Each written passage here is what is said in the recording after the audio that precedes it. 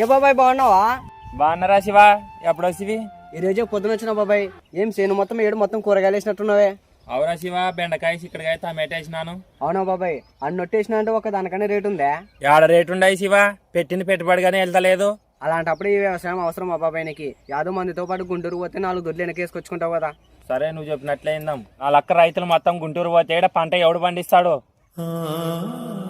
మరి ఈ వ్యవసాయం నుంచి నీకు లాభాలు రాకపోతే ఎలా బాబాయ్?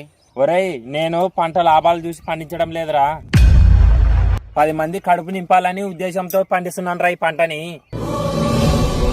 అందరికీ నమస్కారం అన్న. రైతులు పండించిన పంటకి సరైన ధరలు లేక చాలా మంది వాటిని పొలాల్లోనే అలానే వదిలిపెట్టేస్తున్నారు. దీనిపై ప్రభుత్వం దృష్టి చూపి రైతులకు సరైన ధరలు కల్పించాలని ప్రభుత్వాన్ని కోరుకుంటాం.